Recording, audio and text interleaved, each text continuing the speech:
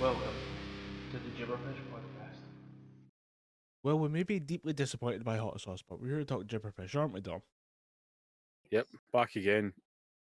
After looking at my notes, exactly 1 month after we recorded the last episode, according to my notes anyway. So consistency, we're getting better at that. I mean, we're trying.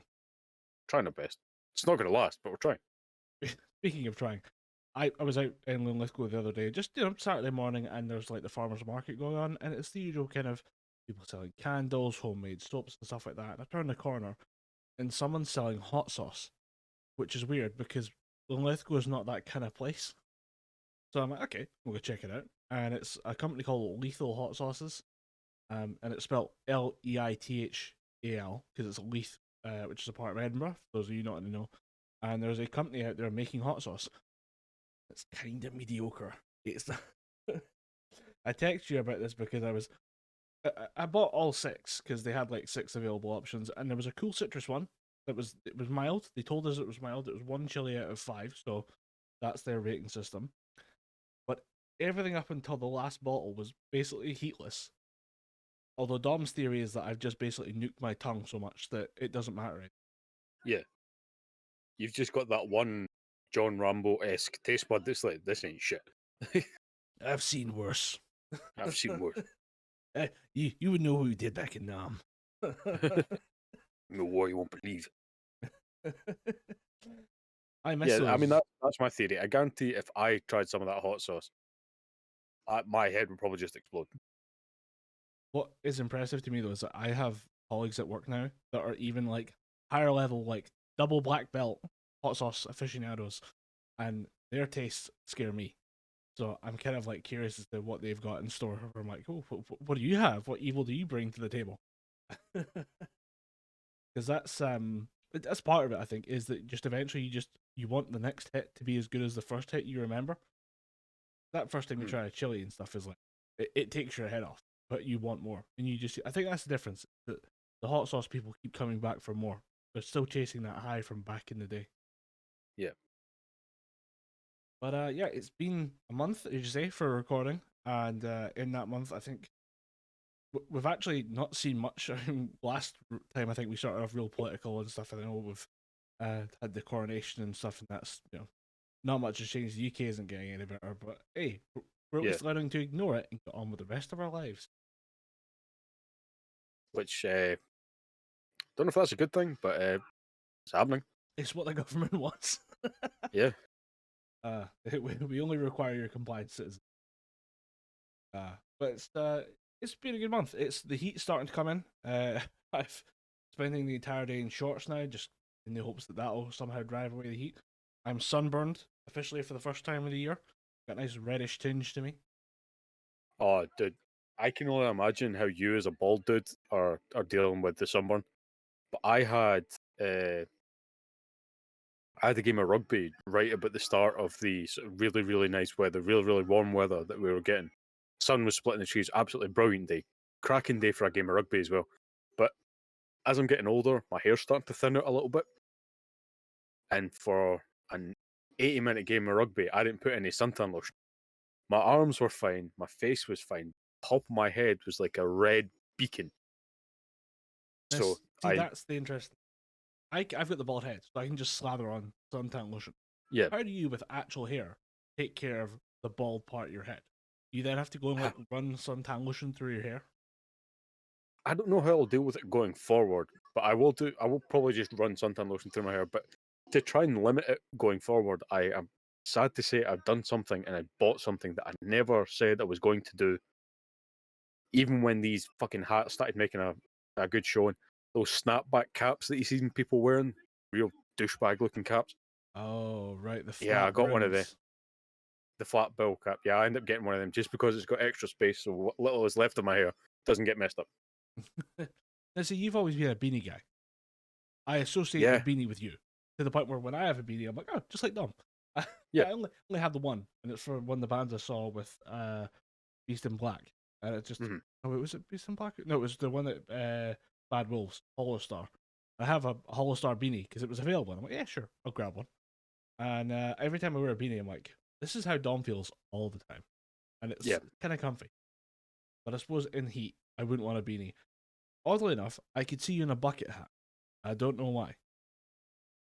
I mean, I think this is going way back to fucking high school. I did used to rock a cap quite a lot, and then I did transition that to beanie, which I wore even through weather like this. It was that beanie never came off. I don't even know what the fuck that beanie is right now. It's stretched out and disgusting after There was several nothing washes. on the beanie either. It was just a black beanie. It was the most. It wasn't quite hipster, but if we were hipsters, that'd be the hipster move. Is I don't Oh, have yeah. a branded beanie. I just have a beanie. Yeah, and I did get a DC shoes beanie, but I didn't want to wreck it, so that got put away for special occasions, I suppose. That's my formal beanie. Yeah, that's my formal wear, and yeah, it was literally just plain black. If I remember right, it was $2.50 out of Primark or Primark, depending on how you say it. But yeah, I don't think I could do that now because I mean I wear a hoodie and I'm all of a sudden like fuck, I'm melting. Don't do well in the heat. Yeah, I stick to a cap myself, just a baseball cap. Don't no hair, so no exchange for like the snapback. And I think I actually had a Carolina Panthers snapback. I don't know where it's gone though, and I'm now very worried that I've just left that somewhere on like a bus stop somewhere. Yeah. Someone's walking around with it. Pretty decent. I think actually might be a legit Carolina Panthers snapback that I bought in Carolina. Oh shit! But yeah, someone out there has my hat. I think, and I'll need to either track it down myself or just accept fate and get on with it. So, Yeah. I have just like a plain black cap that I wear, and I just have it. I shove it in my bag if it's like looking like it's gonna be bad weather, but not bad enough to mood up. But I have a cap in my bag at all times for my work bag. Yeah. That's how I handle the heat and the sun as a bald guy, by the way. Is just grab a cap, throw it in your pocket, and then just take it out. Although I try avoid to like, I don't want to have it on all the time because then I have like the like a white patch for the top of my head, but then everything else be like sunburnt red. So I just have it off for half an hour, have it on for half an hour, and just rotate in and out. Yeah, you have the big red band across your head after you've been wearing the cap for a while. But yeah, we got the summer heat in, and of course we spent that entire time playing video games. Yeah, I noticed that. When was it? We had really, really hot weather. I think it was at the weekend. It was on Saturday or Sunday, and it was a really, really nice day. I seen again where I live is really, really close to the woods, and there's a really nice walking trail, biking trail through the woods. Really, really nice place to go when the sun's out like it is just now. And instead, I was up on my bed with a bottle of cold water. I had my dog lying next to me, and I was just sitting playing Zelda. And I was like, I could be out walking, or I could save Hyrule. I mean, you still Guess get which a I view. chose. Still get a view. You still get like a woodland realm to save. Yeah. You just also get, non-sweaty balls. You made decisions. Yeah. I understand those decisions entirely. I could not, because I don't know what it is. Where I live, a lot of people take their horses out for rides, which they're perfectly allowed to do. There's nothing illegal. It is a trail. But I remember just for about a week straight, maybe a summer ago, just having to circumnavigate around massive piles of horse shit because people were just letting. I mean, obviously, you can't get a shit bag for horse shit. You can't just reach into your back pocket. It'd be more of a bin bag, but you can't really clean that shit up easily. So there was just piles of this crap everywhere. Yeah, horses just kind of get to do that. Everyone throws a shit fit if your dog shits in like the park. Horse does it. Like it's almost like you can't pick a fight with a horse, so you don't bother. Yeah, I mean, you go up to a dog, you might get a nip, you might get a bite or something. You go up to a horse's owner, every chance that horse is going to trample you or kick you in the teeth.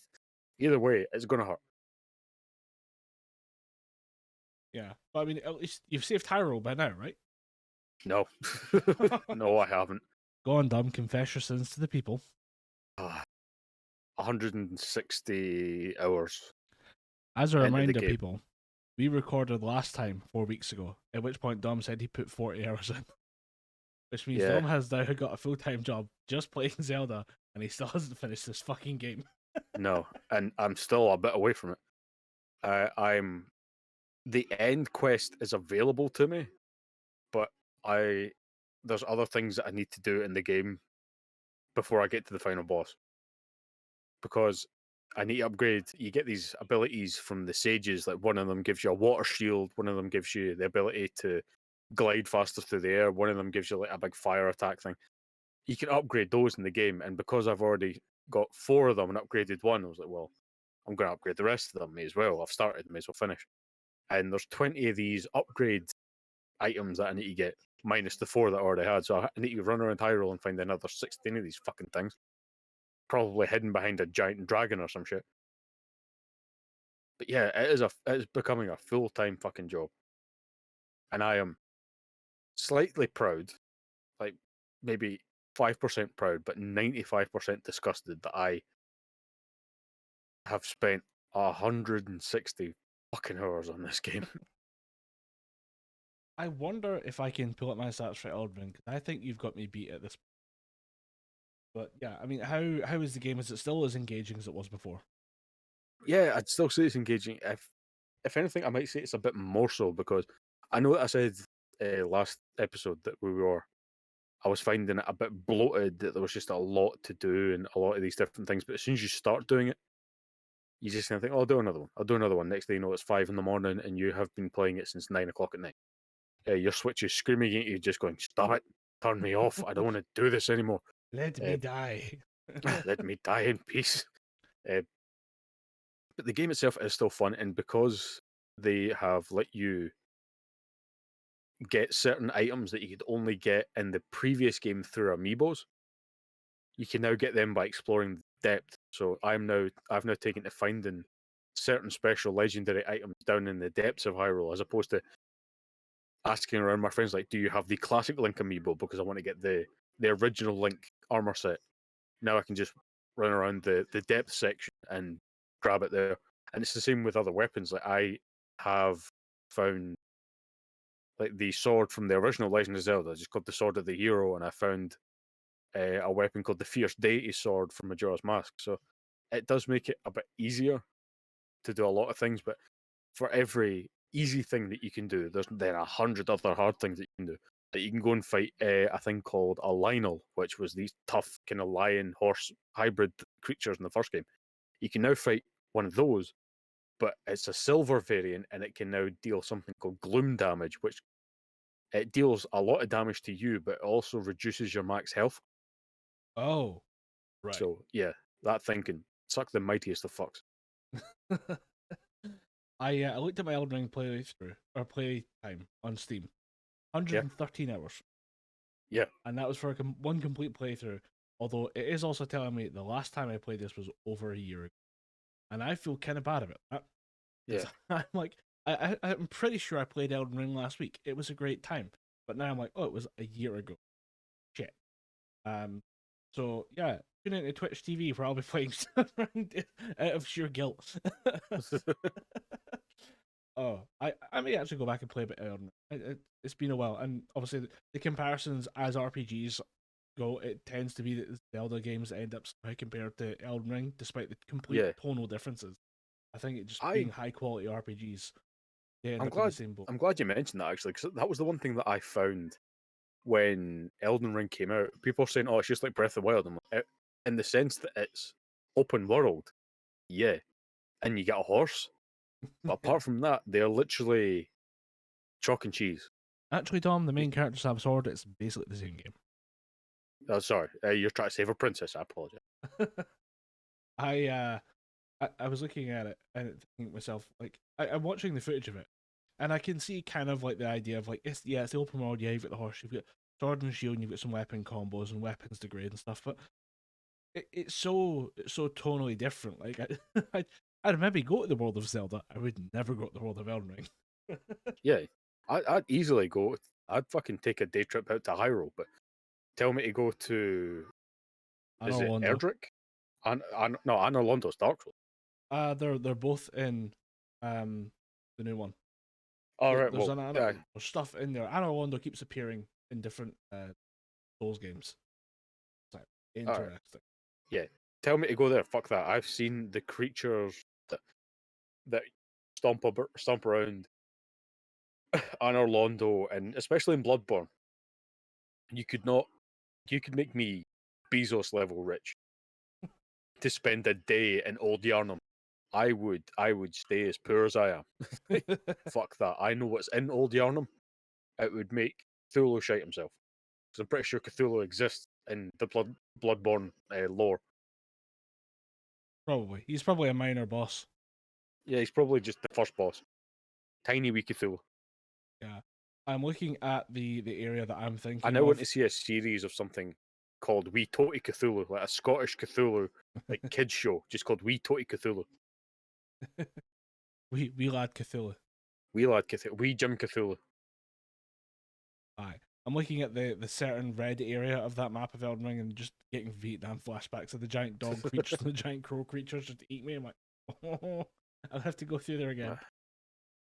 But I mean, yeah, there's always that point in any game where you just think, oh fuck, I don't want to have to go back and fight those guys. it does sound though that you're at the sweet point of the RPG, which is you're not quite there at the end, but you've got like 80 to 90% done, and your character's good. You're competent at the game itself, and Yeah, now you're getting to just kind of enjoy the game for like its best moments. yeah. I would definitely say that I'm at that point in Zelda as well. I have got a good set of armor. I've got a ton of good weapons to the point where I've picked up so many good weapons, legendary weapons, and I've now got so many spares of said legendary weapons. I have, because you can build a home literally using the Ultra Hand mechanic where you can just pick up blocks, connect them to other blocks. You know, I made a home using that, and you can buy sword stands, shield stands, and bow stands. Hmm. So I've just been getting all these legendary weapons. Like, oh, cool! That's the claymore that killed Ganondorf in Twilight Princess. I won't get any more of these. I'll display one in my house. Oh, I got another one. That's just luck. I'll put another one. I got 8 of these fucking things. Literally to the point where in my inventory is 7 of them. I think I'm at, well, was 7 of them. I think I'm at 5 now because I used 2 of them. One I actually used, the other one I lost. And then you get other swords, like the Bigoron sword from Ocarina of Time. It's like, yes, I'm never going to get another one of these. Again, I got 2 of the fucking things, so I displayed one. So whenever I get a legendary weapon, I just go, oh, I'm never going to use this thing. I'll display it in my home. Then inevitably, 20 minutes later, I get another one.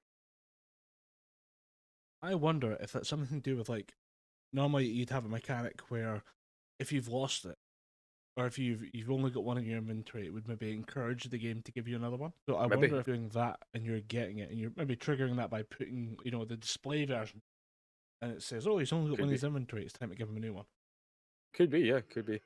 Or it could just be that like, in Borderlands 2, legendaries were that hard to come by that if you got one, the game just went, oh, right, well, you're looking for this one, but you've already got that one, so we're going to trigger the random numbers for that gun again. So you're just going to keep getting that same legendary gun. I did see some people try to make stuff with the build mechanic, and I saw there was like a glider thing that you can stand on that gets shot out the top, and somebody tried to like staple 3 of them together and make a giant glider, and it did not work. I seen that, again, a friend of the show, Argic, he's currently playing it on his Twitch channel. I'd highly recommend jumping on his channel and giving that a watch, but for the love of God, do not spoil anything for him because he will fucking ban you. Deservedly so. But he made this, I think he had about 12 of these fucking gliders and just sellotaped them all together.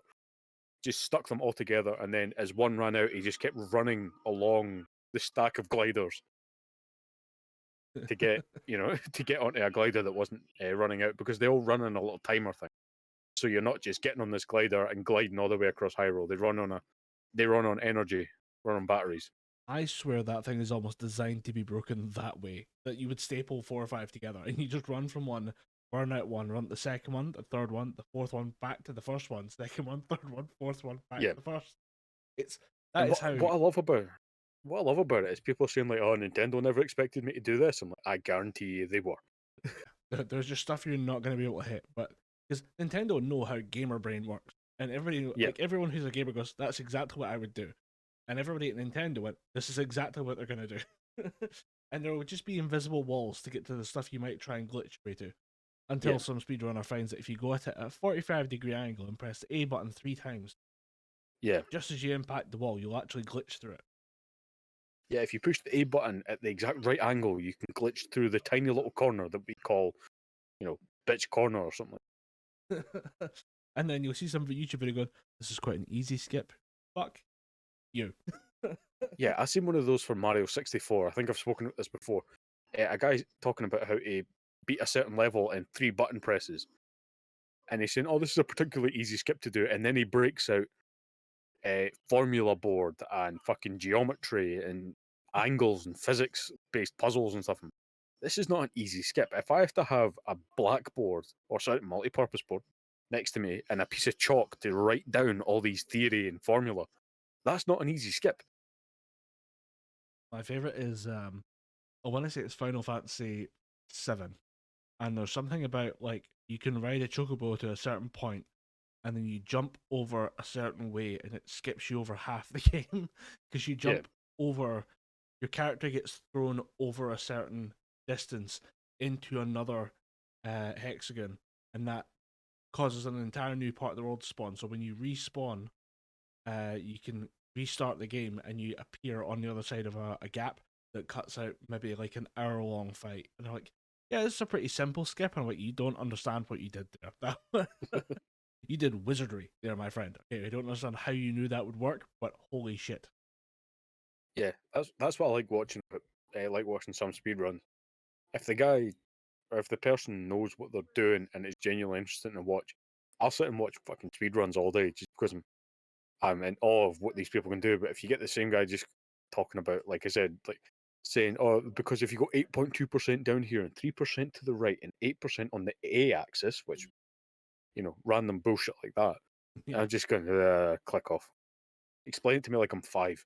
It's a weird kind of combination of it's anything like anything that's technical. The jargon involved is so well understood within the community that once it breaks Yeah. out into the mainstream, it seems like absolute nothing.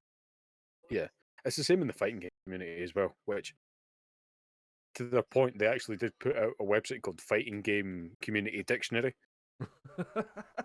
and that literally, the Fighting Game Glossary, and it literally translates all the terms that you don't understand. Like, I remember being at a convention years ago, playing Smash Bros. On the Wii U. This was a while ago now, and I got 2 characters at the same time. And if you manage to take out 2 characters at the same time, that is a term from Marvel vs. Capcom 3. That is called a happy birthday. And if you get 3 characters at the same time, that's a Merry Christmas. So I said, I got 2 of the other people that I was playing, and I went, "Oh, happy fucking birthday." And then someone said to me, "What the hell does that mean?" I went, "All right, that means you got 2 at the same time." Oh, right.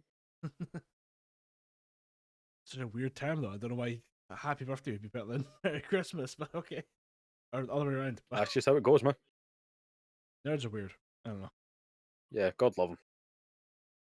I spent my hot sweaty days playing Orcs Must Die 2, which is a game from like 2007 on the Xbox 360. Commander Roscoe and I just sat down for like a day and a half. I think overall my playtime's about 15 hours, and that was over the course of like 2.5, 3 days. Because we got into it, and we're recording the videos. They'll be up on his YouTube channel once he does some editing to them. But we were playing through these at like a couple levels in each session, which is about 20 to 30 minutes roughly. And then over the course of like the day, we're getting better and better and better. And we just hit this match called Crunch.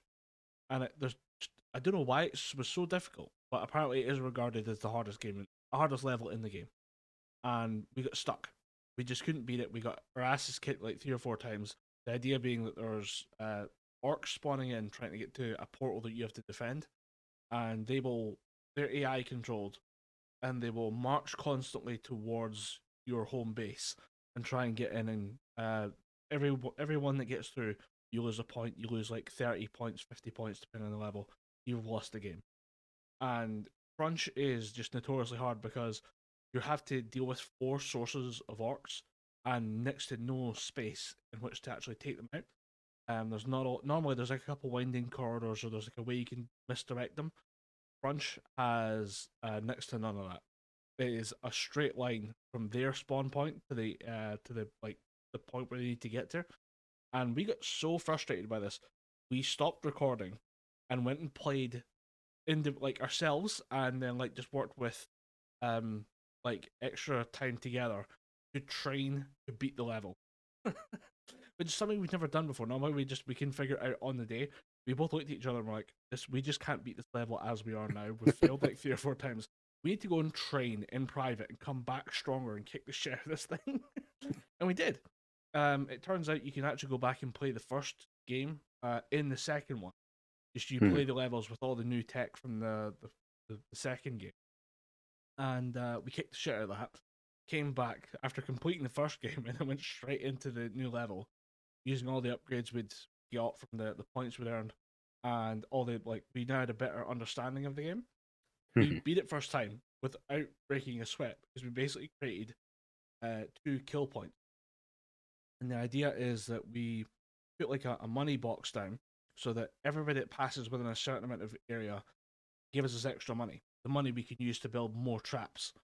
So we've just basically created these concentrated kill zones where we would just spend most of the time worrying about the other half of the map, and then we'd come back to make sure that these kill zones were as effective as possible.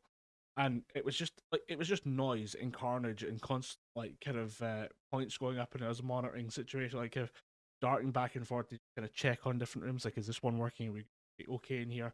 Can I go back and deal with other places that aren't as badly affected?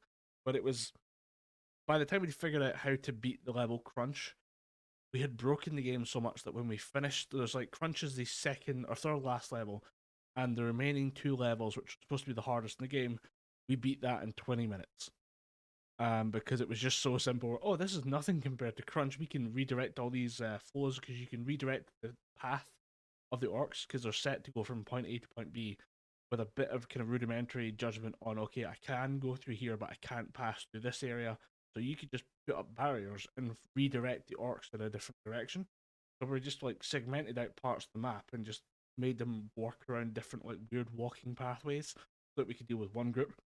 And then by the time that we dealt with the first group, a second group would show up, would reset all the traps, redo all the healing potions, and then all of a sudden we would deal with that second group, and then the third group arrives, and do the same again, just repeating this pattern. And honestly, we were like, oh, there was nothing. That was no problem at all. We were panicking about all these different stairways and all these different passages we could take, and we're like, oh wait, if we just kind of put blocks here, here, and here, we can redirect everybody into this one area and just make that into an absolute mess that we personally oversee, and then we can handle it a bit better than we did before. But it was fun. It was good to be there and just problem solving as opposed to most of the games I play now, which is just shooting people. But actually having to break down issues. I plan to play Orcs Must Die 3 at some point, probably with him again. But having just finished the second game, it was a really good time. I don't know what else I can find in that genre, but it felt kind of not tower defense, but kind of those mobile games that you see, where you're just kind of defending certain points, and it doesn't seem that intense. But when you actually get into the mechanics of it, you can have a lot of fun. Oh, and it was also only about £7 a game, so that's always handy when you can get a cheap old game from back in the day that people paid £30-40 for, and you just pay a £5 for it. That also adds to it. I mean, it's only 15 hours of gameplay, and that was us finish the whole game. But I mean, for £5, that's pretty decent. I actually had a bit of that today with a game that I've been looking for a while. I played it on Game Pass, but since then I've been wanting to own a physical copy just because I really enjoy the game. Yeah, it's a game called Bloodstained Ritual of the Night, and it's the Castlevania. It was one of those Kickstarter games that actually turned out to be pretty good. It wasn't like Mighty Number 9 where it just became a pile of shit. This game, Bloodstained, it's a Castlevania-like game, but when it came out, it was about 30-40 quid, but because it was an indie game, it was quite sought after. I picked it up in CEX today for £5, and I was like, you know what, I'm going to enjoy this game again. So yeah, I love shit like that. I vaguely remember this. Yeah, I'm pretty sure I've spoken about it before because I remember 100%ing it, getting the secret ending and just raving about it, just going, dude, if you think Castlevania games are dead, play Bloodstained. It's a fucking fantastic game. Yeah, because this came out, and I'm pretty sure is this the one that has some of the original creative directors behind the original Castlevania? Yeah, it's got Koji Igarashi, who's he is Mr. Castlevania. He even has the original voice of Alucard from Castlevania Symphony of the Night, reprising a character in the universe. He's not playing Alucard again. I fucking phrased that very weirdly, but he is a character in this new game, and it is just cool to hear that guy's voice because it is several octaves lower than a regular human's voice should be. I always like when they go deep with Dracula as opposed to just kind of weird and ephemeral, I guess is the term, where he's just kind of not real. As opposed to like giving him this deep kind of predatory voice. And I Yeah. feel like the predatory aspect of vampires is better than the kind of like aristocratic one. Yeah. I think the closer you get to, I think the person who actually got it the best was Bela Lugosi. He got that kind of deep, gravelly voice, but again, he had the kind of the aristocratic aspect to it as well. I'm never a fan of it when they go too European and Slavic, like in Van Helsing. That Van I can Helsing hear. is so classic. I rewatched it recently, and it is such a bad fucking film. Van Helsing! Gabriel. Gabriel. It says, speak normally, you fuck. At the bit when he just starts clapping his hands like, I can hear your heartbeat, I can dance to the beat. Just watching it, I turned it down. I was like, fucking hell, why did I think this was a good film? And then Kate Beckinsale showed up on screen, and I remembered why. Yeah, and the werewolf animation for it is pretty good as well. I always remember liking that. But yeah, Kate Beckinsale sells the movie to every guy that's 15 and older. Yeah. If you were born in the 90s, you watch this film going, yeah, this is good. Everything else around it is garbage. It's a masterpiece. What sells the fucking movie is opera singer Frankenstein. I when I rewatched that movie like a year ago, I was also taken aback by how not good it is, but also the fact that the opening is in black and white. It looks fucking fantastic. Yeah. So I went and recorded like a bit of the screen when it was on Netflix, I think, and then put it into video editing software. That movie works fantastically in black and white because everything is a real set, everything is a texture to it. Even when it's like the CGI monsters outside, like that fight of the I want to say it's the 3 vampire brides, who are probably the worst part of that film. Yeah, talk about bad European accents. They cast some of the best looking women they could find and didn't check to see if they could act. Yeah. Everything's all kind of like hissing and half clawing at each other, being sexy and like popping the tits out a little bit too much. None of it's actually any good. No. I don't know what the hell it is supposed to be, but it's supposed to be like the whole kind of, we talk about the bestial side of things. I guess they're going for like a kind of pack of wolves type of aspect, but none of it fucking works. But even that scene when they're out fighting and they're like swooping down on villagers and Van Helsing's like firing a crossbow in the sky, even that looked good in black and white. They took random chunks out of the film and put it all in black and white. I was like, this looks so good. Kinda wish we could go and find some way of making it all black and white, doing it properly, rather than me recording Netflix and then OBS fucking it up somehow. Find a way to make it watchable. Yeah. I'll take that back. It is watchable. It is fun at the very least to watch because it is just half of it doesn't even fucking make sense. But like you said, it looks good enough and people seem to be having fun regardless of what the fuck they're doing. It kind of reminds me of like, remember the early Marvel movies? Like all the current stuff is very competent and it's all very got the same style. Yeah. But you go back. Are you talking about Daredevil and like old Daredevil, Ang Lee's Hulk? Ang Lee's Hulk. I'm gonna save Sam Raimi's Spider-Man. I think that sits in a separate category by itself. Those are quality movies. Yeah, those are good films. Well, the first one is. But like Elektra and stuff, like the ones where like we're taking a shot at something, like, don't do it. Please stop.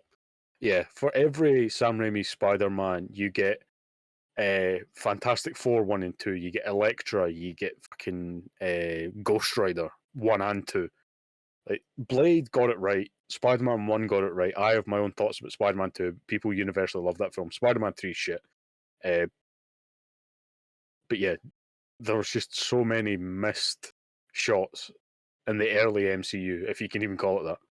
It's kind of amazing that Iron Man's the one that got it right enough to make people go, okay, this is the way we do it.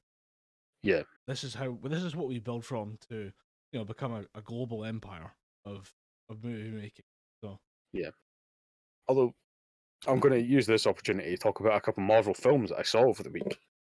One of which, in fact, no, I'd say both of which are solid 9 out of 10 films. But I kind of want to address something. You were talking about bad Marvel films, back in the day, back in the early 2000s. Mhm. One of which I'm now remembering, Daredevil has a fight with Elektra on a rooftop To in the Evanescence. rain to Evanescence. Enough. To quote the man himself, enough said. But yeah, I went to see Spider-Man Across the Spider-Verse, which was a fucking phenomenal film. I genuinely loved the shit out of this film. It builds on the first movie in almost every aspect. I'll get to what it kind of missed for me. And then I went to see Guardians of the Galaxy 3, which, for James Gunn's potentially final Marvel film, it's a fucking great one. He wraps up everybody's individual stories. He gives that kind of emotional gut punch for Rocket Raccoon. He he gives a bit more backstory. He gives a bit more story for Peter and Gamora. He even gives Mantis and Drax and Nebula. They get their own little character moments. He introduces some new characters, and of course, since it's James Gunn, Michael Rooker shows up, and the climax of the film, the ending of the film, is genuinely such a good payoff that I remember leaving there thinking, kind of like that Gordon Ramsay memes, like finally some good fucking food. Yeah. Because what makes these films stick out even more to me now is the fact that they're getting released in and around the same time as such other mediocre Marvel films. I think when we tried to record last episode, when we tried to record that the first time, we started talking about how I tried to sit through Ant-Man and the Wasp and turned it off because I was tired and I couldn't really be arsed staying up and watching it. But I finished the whole film, and if I had to put a number to it, it would just be a 5 because it wasn't god awful. It did do some things well and it got a few laughs at me, but it wasn't fantastic. There were so many things that I just think, well, you could have done more with that. Bill Murray doesn't need to be in there. MODOK can fuck off. Uh, for a film called Ant-Man and the Wasp, Ant-Man's kind of barely in it. It should be called The Wasp because Michelle Pfeiffer and, in fact, Michelle Pfeiffer and Kang's actor Jonathan Majors, who is getting recast at this point, they do most of the heavy lifting. Everything is done through their eyes because it's Michelle Pfeiffer's she's playing a character called Janet Van Dyne. She's the original Wasp, and it's talking about how she was stuck in the quantum realm. You find out that she helped Kang and all this shit, up to the point where Ant-Man's daughter, and the original Ant-Man, Hank Pym, they could just be taken out of this film. They could be doing something completely different. To be fair, which they do, to be honest. They actually just kind of go off and do some own thing. Well, Michelle Pfeiffer is getting hunted by Kang. And I was just looking at it going, oh yeah, there's cool set pieces, but it still feels just, feels bland. And they're still doing with the fucking CGI nanotech helmets. Which I was going to say, I'm getting is fucking Hank bored Pym with. still being played by Michael Douglas? Yes. A noticeably different sounding Michael Douglas because of throat cancer. Yeah. But yeah, he does a good job. He's, again, another highlight of the film. Paul Rudd, I'm convinced that no matter what he does, there's still going to be some charming quality to it because he's a likable guy. I'll say that. He's a likable guy. But the guy that's playing MODOK, Corey Stoll, you can tell he's trying to be awkward, and he mission accomplished because his character fucking sucks. Yeah, it's just the kind of nothing really to talk about because it didn't do anything wrong enough for me to tear it to pieces, and it didn't do anything right enough for me to praise it. It's that kind But of if you can, base level Marvel 3 and a 4 out of 10. Where, yeah, like, you've like you got said, it by it's a default 'cause solid you're confident. 4.5 to 5 out of 10.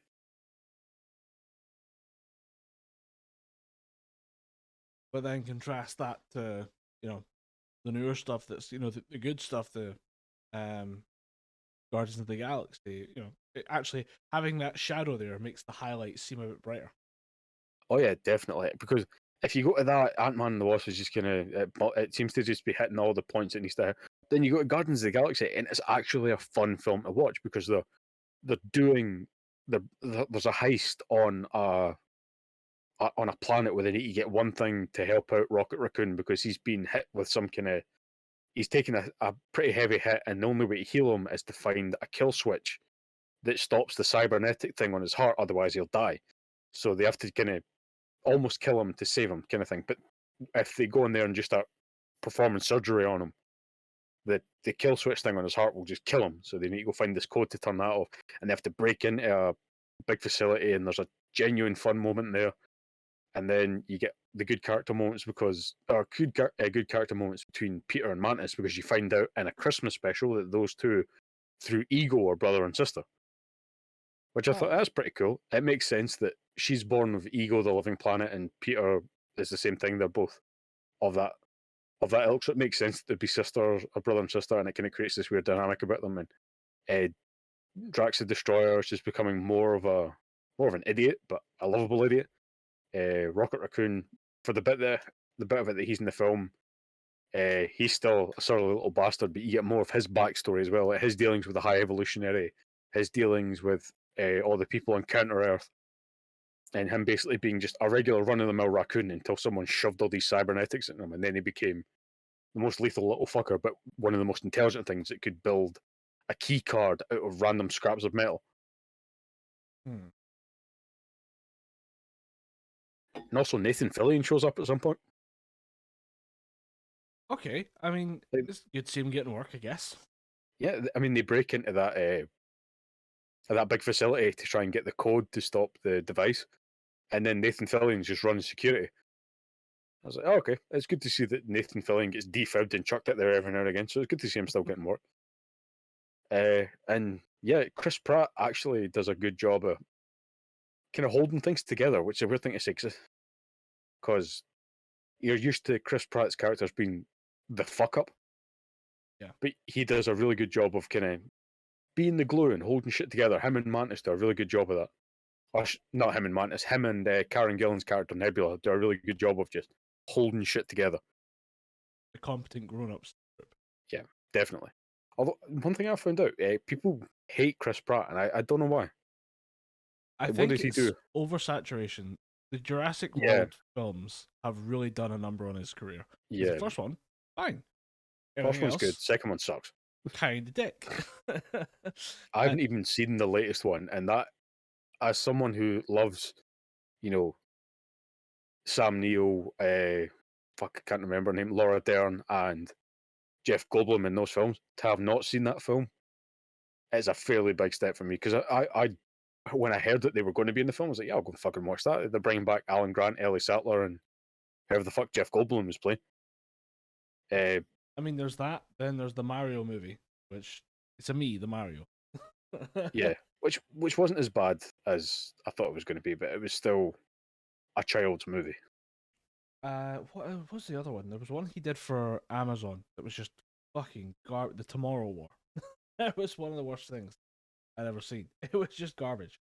I think the problem is that he's everywhere, and when they realize, they kind of felt like it feels like Marvel looked at him and said, "Oh, we've got another Paul Rudd on our hands, where he's just this effortlessly charming guy that is just, he can go on talk shows and be funny and witty and stuff like that, and he's got a comedy background, he can tell jokes, he knows how to deliver like." And they just kind of put him out everywhere. So whenever you see marketing for anything he's in, it's always him. He's got that kind of leading man draw that they have with like The Rock and Paul Rudd. Yeah. When he was part of it, Robert Downey Jr. would always be in interviews and stuff like that. They're just everywhere whenever they have a project coming, and they disappear for like months at a time, and they come back and he must have a new project out, because that's the only reason we see him. I think that's why people get fed up of Chris Pratt. That there is a small subsection of people who don't like the fact that he's very Christian, and I think he said some stuff that has rubbed the LGBTQ community the wrong way. And I think it was there was another one about him, the fact that he has like taught his kids how to like kill and pluck chickens. And people, oh, you shouldn't show kids that. And I'm like, I'm sorry, that's part of like human life for thousands of years. And all of a sudden we're too good to, kill our own food. Like, get over yourselves, fucking children. Yeah. So I actually remember him. His church is a famously anti-LGBTQ church. Yeah. And he was just like, I'm pretty sure he came out multiple times just saying, nah, it's not that. It really isn't that. But I don't know. I never understand why people were just relentlessly bashing the guy out with the whole, every time there's a voice that needs to be done, they seem to look at Chris Pratt. Yeah, I mean, he's gonna be Garfield for fuck's like what? Yeah, Garfield and that- Mario. I mean, yeah, he has a shitty opinion on gay people, but like, I don't understand the need for your actors to be perfect. Like, they're an actor, they have a job. Like, people who do a certain job also can have shitty opinions. Acting is just a job. He's not a hero. He's not a he's not like, it doesn't matter. You know, Chris Pratt disappears tomorrow. They find a new Chris Pratt. Yeah, absolutely. Not unique, special, unbelievable, godlike individual. I never understood that. And it's something that I get actively more annoyed by every time. Like, I think about, you know, I don't want to say society because it sounds a bit like a joke line. You know, Yeah. we treasure these celebrities in our society. Like, I'm not leaning into that, but at the same time, like, who gives a shit? Yeah. I mean, that's always been my philosophy on things. Even to the point where I was called out for. I met a pretty famous comedian at this point, a guy called Daniel Sloss. I met that guy in Edinburgh around about Fringe time, and I was completely hammered, absolutely hammered. And I went over and said, "Oh man, like just being quite trying to be pleasant with him, despite the fact that I was drunk. He knew I was drunk. He was just like." He was taking the piss at me that way, and I said, "Do you mind if we get a photo together?" And he went, "Yeah, sure, no problem." Took a photo. And then as I walked away, some woman came up to me and went, "Do you know who that was?" I was like, "Yeah, it's Daniel Sloss. He was pretty cool to take a photo of me." He was like, "You just insulted him." And I went, "Yeah, he's a comedian. He's used to it." But I remember the only thing I said to him was, "What the fuck are you doing here? You've been on Conan and shit." And he just laughed at me, patted me on the back, and went, "Enjoy your night, mate," and walked away. And I thought that was a pretty cool moment. But yeah, this woman was just, these are celebrities. These are our betters. And I just thought, I'm we are but drunk as humble fuck. people. They are gods astride our world. And me about 9 Jack Daniels deep, just going, you're famous, man. Why the hell are you in Scotland? You have money. You have money. You can leave. You should leave. But the fact that I made them laugh about it was pretty good. I don't understand this celebrity thing, but yeah, fuck it, we could talk about that for days. I want to get back to talking about Spider-Man, because Spider-Man Across the Spider-Verse, genuinely one of the best films I've seen in the past few years.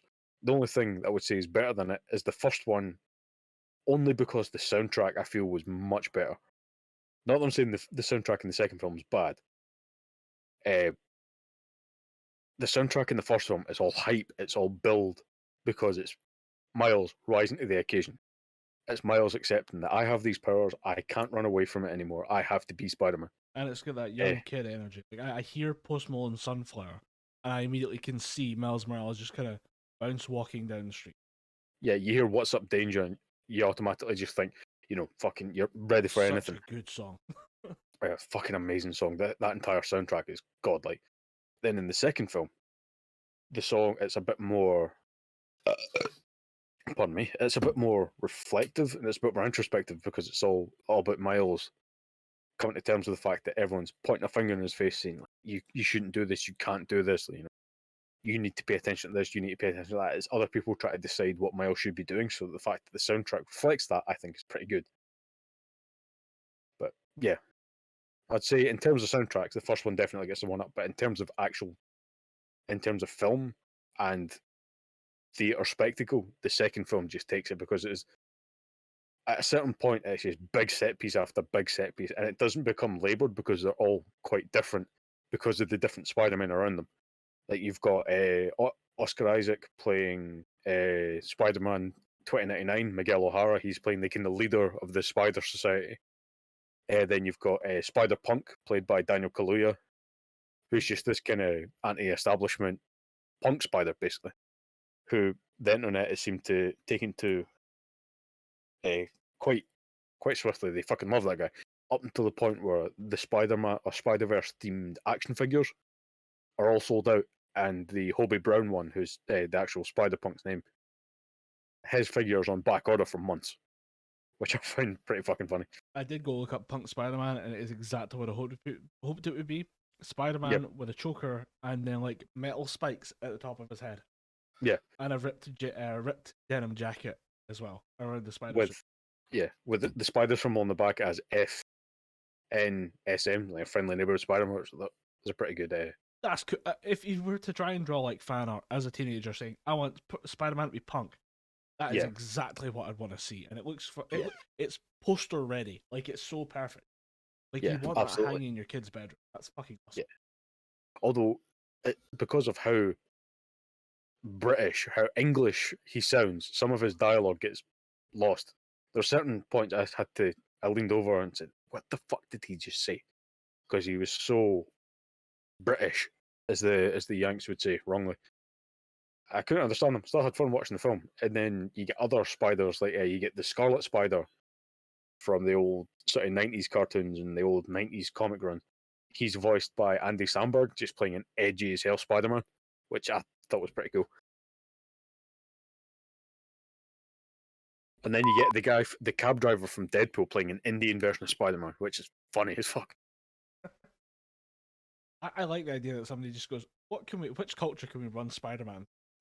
Yeah. And that's basically what it is. It's just, can we get an Old West Spider-Man whose horse has a spider mask? You bet fucking ass we can. I was going to say, there was like a Spider-Man that's a horse as well, isn't there? Yeah. He is called the Web Slinger. Right. Yeah. And yeah. Gunslinger, his guns shoot spider webs. It's so stupid, but it's so good. It's great.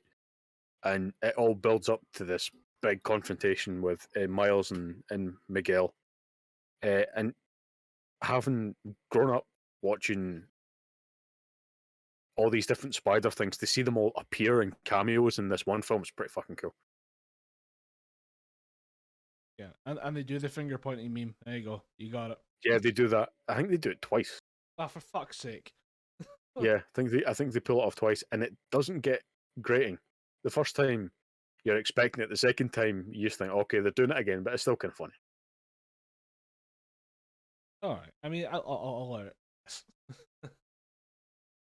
It's yeah. I mean, I'd highly recommend going to see the film. I enjoyed the show. It's an interesting franchise, and I'm so glad that it's being made outside of the main canon. We just get this weird, because like that's how we grew up with Spider-Man. Spider-Man was his own separate TV show when we were kids, and yet it would occasionally show up as like part of the X-Men thing, or there'd be a crossover here and there because it was all owned by Fox. But the idea that it gets to just kind of be its own separate thing while everyone's talking about the MCU constantly, it gets to be its own little pocket dimension. Yeah, it is connected to the MCU because they do drop several references to the MCU in it, but it's not a case of we built our house on top of all these references. Just they're there. If they cut out, they don't really take away anything from the film. But at the same time, it's a little nugget in there. Like, you've seen Spider-Man: Homecoming, right? Yes. Do you remember that Childish Gambino showed up in that? Yes, he's a weapons dealer. Yeah. He is playing a character, Aaron Davis, who is Miles Morales' uncle, who is he's a villain called the Prowler. So as a reference to that, they have Childish Gambino show up in the Prowler costume, but he's trapped in a prison, and he kind of just looks at Miles and says, "What the hell are you looking at?" And I thought that's pretty fucking cool. I like shit like that because it's not dwelling on it; it's just showing the fact that he exists. We've caught him. He's going back to his own planet. I like shit like that. It's that nice level of kind of like, it's not a full investment in like a 10-minute bit about this one character. It's just, hey, these things are still connected. They're still tied. It's a little stitch between the two universes. It's not like Agents of S.H.I.E.L.D. that was on, I think it was ABC, where it's just, every 5 minutes they just have to put in these fucking annoying references to the MCU. Like at one point, the main character walks into a room that's been busted up by a fight or something like that, and she goes, "Wow, did the Hulk fight Thor in here? This place is a mess. Even Tony Stark couldn't rebuild this building." And that was in season 2, and I was like, okay, turn this off, never watching Agents of S.H.I.E.L.D. again. Guys, you can write other jokes, you know. Yeah, you have the ability to write more than this. This is Big Bang Theory level humor. Fuck this, I'm leaving. You can't make me stay. Yeah, I think even Big Bang Theory would struggle to get a dialogue that cheesy. But yeah, so I mean, Spider Verse that's not out on Disney. That's because it's Sony, isn't it? Yeah, it's Sony. If you want to watch Into the Spider Verse, the first film, I'm pretty sure you can watch it on Now TV. I can just steal someone's Blu-ray, to be honest. Yeah, just get the Blu-ray. Even the Blu-ray for Across the Spider Verse is coming out soon. Comes out in July, so Oh, nice. not that long to wait. And this is like with it being an animation, it's got stuff that I quite like to like dig into. So Yeah. getting the Blu-ray pack might be worth it to just kind of go to the special features about, oh, how do you do this? Yeah. On the animation is absolutely one of the peak things about it. It's a different style of animation, and it is meant to emulate a comic, and it does that pretty fucking well. Is it the same thing where they're animating on 12 frames per second for the characters, but 24 for everything else? Because that was the first one, was like 12 frames per second for characters. I think it's a bit smoother this time, but yeah, they're still trying to copy that. The characters move in a very certain way. They move very smoothly. But yeah, it's definitely still copying that first film style. Okay, maybe they up the frame rate to something a bit more 18, maybe closer to 24. But Maybe. yeah, I remember it being very distinct. And it was I remember it being very distinct. It was a very good style for them to pick on one of the movies. So I think that actually helped it stand out because then you got animation geeks talking about it, so it became more than just there's a new Spider-Man product. Yeah. And that was definitely one of the talking points from everybody. Just going, oh, you need to see this thing. The animation's crazy. And I'm always a fan of Kirby dots when you see the energy and there's like this kind of weird pulsing dot thing inside the energy beam. Oh yeah, I'm always a fan of seeing that. I find that interesting. You see, it's similar ideas in manga that you get that you just have like a texture to fill in some spaces sometimes, and it's not always dots. Sometimes it's more like tartan or like woven lines and stuff like that. Mm. But sometimes you just see it in the background of like especially more modern stuff. For Yeah. example, Junji Ito doesn't use it at all. His stuff's a bit more kind of classic, but then like more modern stuff, you can see there's like a digital fill pattern on certain things. You're like, oh, that's interesting. It doesn't always like add a lot to the scenes, but like if you think about like the opposite of just leaving all the space blank, when you look at manga series, especially ones that have gone on for longer, I think the example that somebody used once was either Bleach or Naruto, and you look at the original like first initial like 50 comic books, there's so much, like everything's filled in, there's detail and everything, there's little like background art, and then you skip forward to like the end 50 chapters, and it's like, oh, like they ran out of time to fill in the background art, so they've just kind of left it as a blank space. And sometimes it's very effective. Sometimes it really does help isolate subjects and make for an interesting like shot composition. But then sometimes you see it and you're like, oh, that's just like a blank space that you've left there because it takes too long to fill in the background. Yeah. Though considering what it did to like Berserk, I can kind of see why they leave it blank, because Miura was obsessed with drawing every little fucking twist and knot on a boat, and it's like you didn't need to do all this, bro. we can live without every little nook and cranny of this book. Yeah, but aren't you glad you did though? Yeah. Yeah, I get what you mean though. I just like seeing older style comic book stuff in the modern films, because you look at, I'm going to pick on the Eternals again because quite frankly it deserves it at this point. You look at the old costume style for the Eternals and it is just Jack Kirby to a T. It is bright, it is really, really intricately designed, it is cool, functional costumes, and then you see them in the Eternals, the film, and they're just Power Rangers. And so anything that tries to translate old style artwork concepts to live action or to animation, I'm all for it. Just because it shows off what comic books are.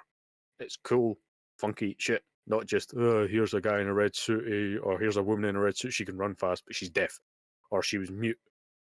Like, here's that guy from Game of Thrones, he's in a blue suit, he looks like Superman, he's Superman. But with none of the personality. I'm looking up Fucking the original designs versus the comic book stuff. Or the current movie designs versus the comic books, and you're like, oh, it's a definitely different approach. And again, like it stems back from like comic books need to be immediately visually identifiable. So Yeah. that, you know, even without a voice that you can easily identify, you can just get an immediate look at somebody. You know, oh, that's so and so. That's a different character. Yeah.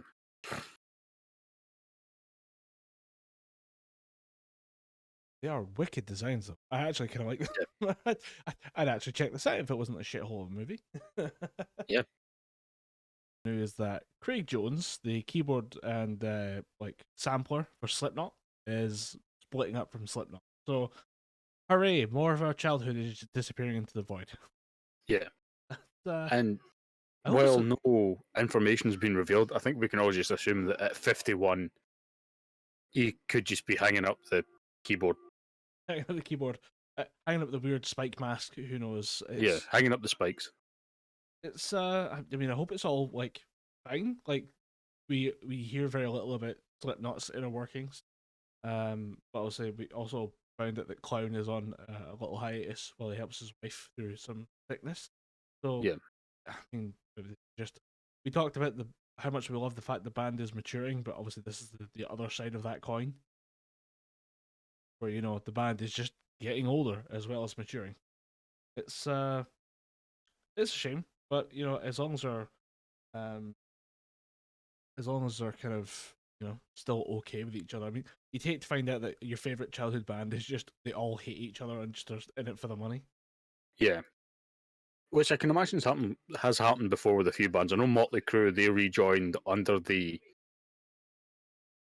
most financial of circumstances. There was just animosity between the whole band and Vince Neil. And then I'm pretty sure their farewell tour this time is actually just a right, let's do it one more time, ring it out for cash, and then we never have to see each other again. My favorite or least favorite one, depending on how you look at it, is Kiss. You're like, no, we don't actually need to be a part of Kiss anymore. We could just give the tracks to a new generation and have them be Starface and Gene Simmons and stuff, and they would be the people that are the new Kiss, and Kiss would just sign off on that and not give a shit anymore. And it's like that's a weirdly corporate view of rock and roll. That's that's exactly what the genre's known. But then again, Gene Simmons at this point is barely an artist. He's just a businessman. I can see him just sign over. It's like, okay, you're the new. I think he was the Demon. Yeah. Because there was the Demon, the Angel, then the other two I can't remember. If my older brother was here, he'd be able to tell me I think chapter and verse as to who they were. it is literally just called Starface. I want to say the Star Child. Yeah. Starman. I don't know. All I know is that Kiss were crazy motherfuckers that put their blood into comic books. But yeah, that's such a weird kind of. Oh right, you are the next. It's a very Korean pop group type of sensibility for music, especially in rock. You are the next Kiss. You are Kiss 2. It is the Star Child, the Demon, the Spaceman, and the Catman. And then you have former members, the Space Ace, the Fox, the Ankh Warrior, and then people who are just like unnamed members of the production that is Kiss. But no, so far it just seems like the only people who are active from the start are Paul Stanley as the Star Child and Gene Simmons as the Demon. Yeah. Good guess on the Demon. Yeah, and I remember because I had an old Dreamcast game that was called Kiss Psycho Circus. Oh no. That my brother bought. I remember watching him play it, and the only two characters that he would pick were Ace Frehley or Gene Simmons, and they were called the Demon and the Star Child. So it's just trying to remember off the back of that. But yeah, I remember finding that recently that KISS is actually an acronym. It stands for Knights in Satan's Service. Huh. I mean, it makes them a little bit more cool, but at the same time, they're still Kiss. So yeah, I mean, KISS are a good band. They've got at least a few good songs. Apparently, live they're just boring. My dad has the Kiss lore because obviously he was around for the whole thing and was actively engaged in it all. And he enjoyed Kiss songs. He liked their best hits. He enjoys, but he says that the albums themselves are kind of bad. That you basically pick out the highlights and you just leave the rest. And he likes to talk about the fact that they at one point did a separate project where they were weirdly self-indulgent and did an album each. So each member basically fronted an album. They were responsible for all the writing, all the song instrumentation and stuff like that, and they perform it as a band, but it's each individual artist or each individual member made an album for themselves, and they released 4 albums in a year, and he said they were all shit. So Dad's not a Kiss fan, but at the same time, if you ever need the lore, I go to him and I'm like, explain this nonsense to me, please. Yeah, back when bands had deep dives and lore to them. I mean, not since Gwar have I seen any band with a detailed lore background to them. Gwar, they have an entire background, like D&D level backstory for each of their characters, and then if one of those characters dies, it's not that they phased out, it's that they died in some kind of historic battle. With wizards and demons and all that. Yeah, with wizards and demons and some guy called Techno Destructo who they had a beef with, but then he took his character and he still tours as his Gwar character, Techno Destructo. I would say Ailstorm were trying to do that with their general kind of legacy, but then the guy who's the head of Ailstorm is the head of like 5 other bands, and I was going to say he was involved. The guy that was in Ailstorm, he was involved in Glory Hammer and so many other fucking bands. Obviously, it's Glory Hammer, Power Wolf, and then he does his own music as Angus McFife, and I'm like, fucking Christ. Although I've heard that guy's a dick. That's a shame. I've heard bad things about that band, and to be fair, in my older age, I refuse to be associated with any band called Fife that has Fife in the name. Fuck Fife. I cannot explain to anyone just why the entire Scotland is like, fuck Fife. I think it may be because they refer to themselves as the Kingdom of Fife. Like, immediately, fuck you in the face. Pretentious fucks. Fifers are knifers, nothing royal about you. And yeah, if you meet somebody from Fife who's honest, they're like, we just love heroin. Heroin and fish and chips. That's if we could combine the 3, fish, chips, and heroin, we'd be happy people. Happy dead people. Every time I go into the local chip shop, they're like, what do you want in it? And I'm like, salt and sauce. Immediately I imagine somebody in Fife being like, salt and heroin, please. Heroin and sauce. Not red sauce. Brown sauce pairs better with heroin. I like that I go into my local place and say salt and sauce, and they don't even touch the tomato sauce bottle. It's straight to the brown. Yes, you know what's up. I actually this is a distinguished establishment. Yeah, I recently have went so anti-tomato sauce. It is unbelievable. I used to be a tomato sauce guy. I used to put.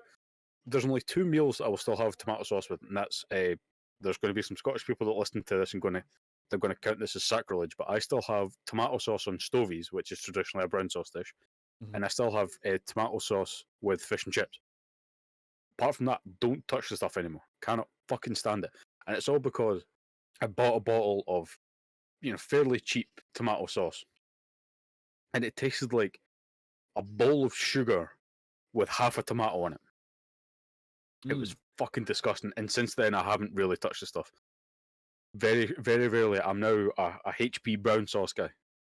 HP sauce on a rolling sausage, HP sauce on fucking everything. Unless it's wings, in which case it's blue cheese. Yeah, blue cheese will go fucking mother. I had the same thing where I had braces as a kid, and from the age of like 16 to 17, didn't have any sauce at all. I used to have fish and chips with vinegar. Underrated, like seriously. Yeah. Because it's got that same tang as brown sauce, but without actually having all the sugar in sauce. And when I came back to having sauces again, because you're not supposed to have highly sugary concentrated stuff on your braces, or it damages the connection teeth. We had I just had tomato sauce or something. It was like, this sucks, and then went back to brown sauce, and that's got the tang. It's a bit more of a, I don't want to say some more mature flavor because it's still like a squeezy bottle sauce. Yeah. But yeah, that was brown sauce. Immediately came right back and that's much better than tomato sauce, and just immediately ditched it. Whereas my younger brothers are like squeezing entire bottles of tomato sauce and macaroni and cheese. I'm like, what are you doing? Fucking animals. Oh, there's one thing that I cannot fucking abide by. Again, I don't eat cheese, but if you put if you're having macaroni and cheese or pizza and you squeeze tomato fucking ketchup on it, get out. I don't want to do fucking business with you. But you've also just reminded me of something that happened the last time I went to a steakhouse in Glasgow. Genuinely best steak you can get in the central belt of Scotland. It's a place called Finsbury Flatiron. It's run by a former Glasgow Warriors captain Al Kellock, and part owned by current Scotland captain Stuart Hogg. Absolutely phenomenal feed. I think it's £10 for your steak. Your sides are like £3 each. If you go there with a big group, it can get kind of pricey, but if you go there just yourself, it's pretty affordable. You get a phenomenal feed there. I took a bunch of friends there, and we're all getting these. I get mine blue because I'm an idiot, apparently. I just like how it tastes. Everyone else is ordering these delicious steaks. I get peppercorn sauce. I get the thick cut chips, and they were sitting tucking into them, and everyone's going, fucking well done, Dom. This is a fantastic feed. And then one child just says, "Can I get some ketchup for the steak, please?" And everyone just turned en masse and looked at him like, "Excuse me, you behave at this table. You fucking behave at this table." We are a God-fearing community, sir. Fuck you, tomato. Like, for the chips, alright, go for the chips. But for the steak, no. Yeah, I would have let it slide because my initial thought was tomato sauce. Oh no, he's got chips. Then it was the person sitting next to me who went, "He's not got chips." I went, "Is he getting tomato sauce for that steak?" After ordering the delicious peppercorn sauce, right? It was just like the entire room turned on him, and the waiter even said, "Tomato sauce, aye? You sure? Okay, I'll go and get you that." It even pained the waiter. Yes, sir, the customer is always right, even though they're a fucking moron. Exactly. It's like, I'll accept condiments on certain things, right? I'm kind of more, the more burgers I'm trying, I'm more accepting that the grease from a burger is a condiment. I'm not a big fan of sauce and burgers anymore. Mm. But people that, again, I'm going to call it argot here because I've had at conventions, I've had lunch with him many, many times. But we'll get just say a Five Guys burger. He orders it plain and then gets about 7 packets of ketchup and just puts them on the burger and then covers it in salt. And I'm just looking at I'm going, dude, just enjoy the burger, man. Don't Five load Guys, it up with salt. it's a decent pie. It's a good burger. And then Yeah, you just... I mean, Five Guys is a fantastic feed. Again, I've been watching a lot of Australian stuff, so all food is now a feed. Fantastic feed out of this place, but it's expensive enough. I mean, it's now, I've heard that it's £20 or something for a chips, drink, and burger out of Five Guys. Not gonna lie, I'd still pay for it because I do. It's probably the best fast food burger that you can get. But it's like, why are you murdering it with all this taste distracting stuff? Like, you're putting salt on it. Sure, salt belongs on chips.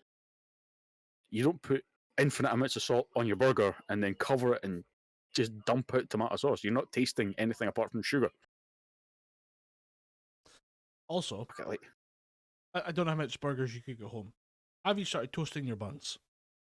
oh, dude, you need to catch up. I've been doing that since day dot. I've been doing that since day dot. I'm checking because I've been doing it as well right, for a couple of years now, and I'm like, is everyone aware of this? Because that is a game changer. You don't need to Right, overburn it. You just need to toast them a little bit. You don't even need to toast both sides. Just get the inside of it nice and crispy. So when you put the burger on it, all the juices and stuff sink in, and it doesn't just leak everywhere. Yeah, I noticed that one day. My parents don't do it, and I've told them off. I'm like, this is how we do things in this house now. I'm telling you right now. I don't live here anymore, but this is how we do it. I immediately went in to toast the buns for like a couple minutes, and that'll do. And it'll just dry out the bread a little bit. It'll soak in all the juices from the burger. We're done here. We don't need to worry about it.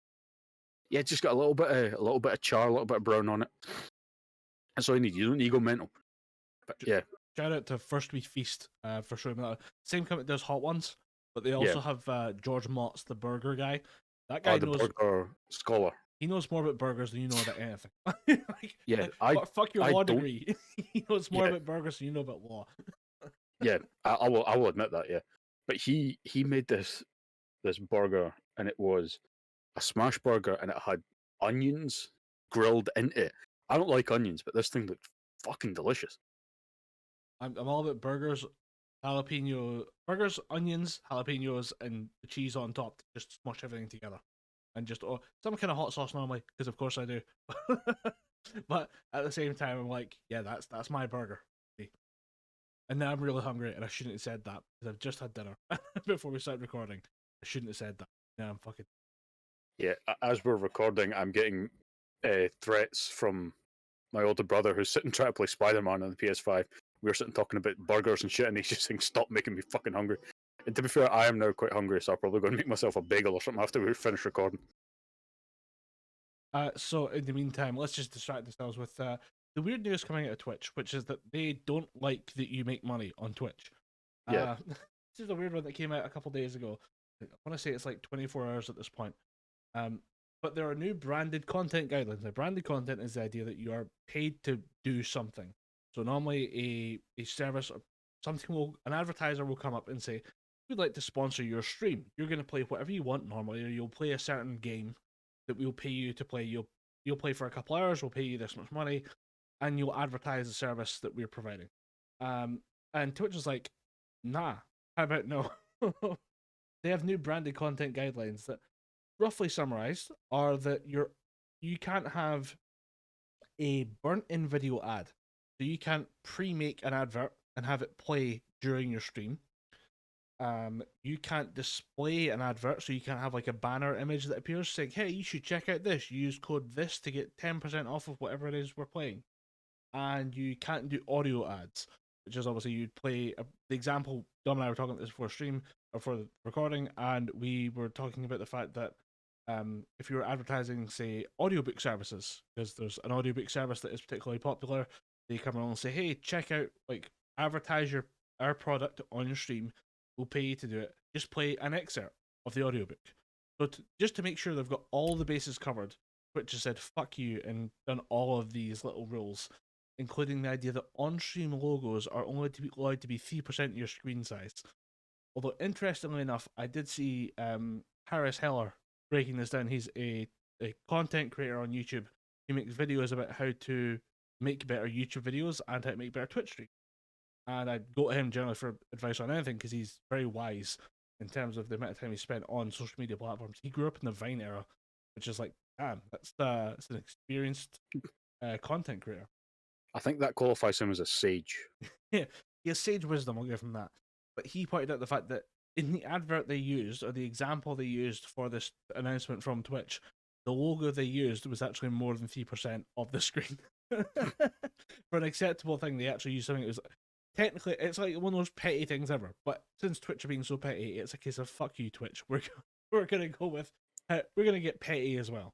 Yeah, I mean, if Twitch are actively going out there to try and stop partners and affiliates from making a decent amount of money, because there's a lot of people, there's a staggering amount of people that go on Twitch and that is their livelihood. And they're saying to people, yeah, you can't make more money off that. It has to come through us and we have to take more money off you because of it. That doesn't make sense. That's just greedy. And especially coming from Amazon. That's just greed. Because Twitch is owned, if you don't know this, because I mean, not everybody knows about the whole thing with Twitch, that they're owned by Amazon, which means they're owned by Jeff Bezos, aka one of the richest motherfuckers on the planet. He's one of the rare, AKA Lex Luthor. one of the rare 0.001% of the population of the planet that can just fire rockets into space for fun. But he hates While you're sitting at home trying to cobble money together to get bread and toilet paper. that you'll buy from him. That's the thing that pisses me off the most. You'll buy most of it from fucking him.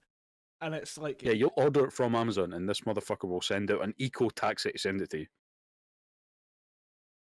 I think he hates the idea that you're making money that he could have. And yes, you'll give most of it to him to pay for his services through whatever thing he's doing now. But I think he hates the fact that he can't just take the money out of your hand direct. So, yeah. It's wild. I know exactly why Twitch are doing it as a business. It makes sense in a certain evil way where I want to just make all the money, because these are the type of adverts that Twitch runs themselves. They run these uninterruptible adverts that distract from the viewing experience. The idea that the Twitch streamers themselves are getting a better cut of the money than Bezos is what probably pisses Bezos off the most. So yeah. That's the only explanation I can think of, is all the services they deny the average user to run on their stream is the exact same as what they do when they want to shove a product in your face. I think it's just, they just want their cut of the money, is my... In classic Mafia Don style, they just want their cut of the money flowing through the region. So I think what it is, I think Bezos is genuinely sick of asking people or expecting people's money. I think you hit the nail on the head there. He doesn't like the fact that you have money that could be in his pocket. And he's sick of waiting for you to spend it. He just wants to cut in the middleman and say, I have all your money now. I need more money. AKA, he is a fucking supervillain waiting to happen. I suppose in the interest of fairness, I will read Twitch's immediate follow-up policy, because this was, let's just say, not well received by some of the biggest content creators online. And I'll just read from their posted public statements on Twitter. Today's branded content policy was awfully broad. This created confusion and frustration, and we apologise for that. We do not intend to limit streamers' ability to enter into direct relations with sponsors. We understand that this is an important part of how streamers earn revenue. Fucking bullshit, but go on. Yeah. We wanted to clarify our existing ads policy that was intended to prohibit third-party ad networks from selling burned-in videos and display ads on Twitch, which is consistent with other services. We missed the mark with policy language and will rewrite the guidelines to be clearer. Thank you for sharing your concerns. We appreciate the feedback. We'll notify the community once we've updated the language. The policy itself is fundamentally flawed and borderline evil. Yeah. How about fix that, please? Yeah, it's basically they thought they could put this out and people would be fine with it. Because I know for a fact if they thought at any point it was going to be hated, they would have reworded it from the jump. I think it's not so much about the rewording, it's that they've been told no by the community that uses their platform. And obviously this is where we're coming in as people who enjoy Twitch streams, people who have friends in the community, like not just the parasocial friends that we have with everyone that we watch streaming, but actual friends who make a living off of this. We're pissed on their behalf, kind of, and we just want to make sure that, you know, the entire gaming community that uses Twitch, that made Twitch what it is today, is aware that, you know, Amazon is, as per usual, being fucking Amazon. Yeah. And I think it's just in the current climate of things, we're looking at the writer's strike in America. They're striking over the same thing.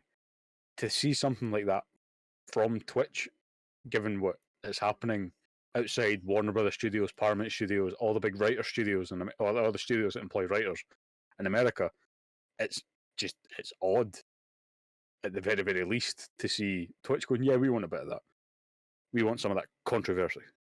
I recently watched a podcast, Some Ordinary Podcast, which is run by Some Ordinary Gamers and Nux Taku, and there was some guy on there before, but who knows if he's even there anymore. But those guys were interviewing a YouTuber called Quebblecop. Now, Quebblecop is an old school Minecraft and Grand Theft Auto YouTuber.